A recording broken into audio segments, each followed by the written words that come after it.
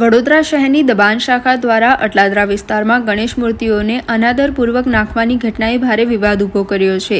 પ્રાપ્ત માહિતી મુજબ વડોદરા મહાનગરપાલિકા દ્વારા 3 ડમ્પર નવી જૂની શ્રીજીની મૂર્તિઓની ભરવામાં આવ્યા હતા, જેમાંથી એક ડમ્પર સીધું કાદવ કીચડ અને ગંદકીથી ભરેલી જગ્યામાં ખાલી કરી દેવામાં આવ્યો હતો.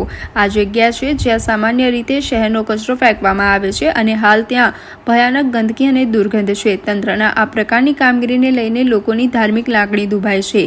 સામાજિક કાર્યકર અતુલ ગામેજી અને સેજલ વ્યાસે આ ઘટનાની જાણ થતાં તરત જ સ્થળ પર દોડી ગયા હતા અને તંત્રના સંબંધિત અધિકારીઓની જવાબદારી અંગે ઉધકડો લીધો હતો. બંને કાર્યકરોએ ગણેશજીની મૂર્તિઓ સાથે કરવામાં આવેલા આ અનાદરને દુઃખદ અને શર્મજનક ગણાવ્યું હતું. તેમણે જણાવ્યું કે ગણપતિ જેમની સૌપ્રથમ પૂજા થાય છે તેમની મૂર્તિઓ કચરાની જગ્યાએ કાદવમાં નખાય છે, તેથી ધાર્મિક ભાવનાને ઠેસ પહોંચી છે. તેમજ આ કૃત્ય આપણી સંસ્કૃતિનું પણ અપમાન છે. આ ઘટના બાદ એક ડમ્પર એકાએક અદ્રશ્ય થયું હોવાનું સામે આવ્યું છે, જ્યારે ત્રીજા ડમ્પરમાં મૂર્તિઓ હજુ પણ રાખવામાં આવી હતી. સમગ્ર ઘટનાને લઈને લોકોમાં રોષ વ્યાપ્યો છે અને તંત્ર સામે યોગ્ય તપાસ તથા કાર્યવાહીની માંગ ઉઠી છે. વડોદરા શહેરમાં જે રીતે કોર્પોરેશનના તમામ અધિકારીઓ, ચૂંટાયેલી પાકો, નેતાઓ, ભાજપના આખું સાત્તાના આખું સામ્રાજ્ય રાવણ કરતાં ઊંચું ગયેલું છે કે શું?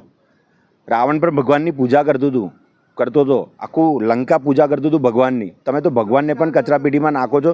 જે રીતની પરિસ્થિતિ તમે કરી છે, આના કરતાં ખરાબ હાલત ભગવાન તમારી કરશે, તમારા આખા ખાનદાનની કરશે. જે લોકોએ પણ આ કૃત્ય કર્યું છે એ બહુ જ ગંદી હાલત ભગવાન એમની કરશે. આ દિલથી અમારી હાય છે, કારણ કે તમારે એક રોડ રસ્તા બનતા નહીં, ગટર બનતી નહીં, કશું થતું નહીં. જે લોકો મૂર્તિ બનાવતા હતા, જે મૂર્તિ બનતી હતી આવનાર ગણપતિ ઉત્સવ માટે, એ મૂર્તિઓ તમે લાવીને જે રીતે ડમ્પ કરીને કચરાપેટીમાં, એ પણ ડમ્પિંગ યાર્ડમાં કચરાપેટીના જ્યાં નાખે છે એમાં તમે ભગવાનને નાખ્યા છે. અગાઉ પણ તમે આ જ રીતનું કૃત્ય કરેલું. ઓપી રોડ પર મંદિર તોડીને રાત્રે 3 વાગે ભગવાનને કચરાપેટીમાં નાખેલા. એ જ પરિસ્થિતિ આજે ફરી નિર્માણ થઈ છે. વડોદરા શહેરના લોકો આ સાકી નહીં લે. અમે ભગવાનની બહુ આસ્થા, શ્રદ્ધા અને ભક્તિથી પૂજા કરીએ છીએ. રાહ જોતા હોય 10 દિવસ, આખું વર્ષ કે ક્યારે ગણપતિ બાપ્પાની સ્થાપના થાય.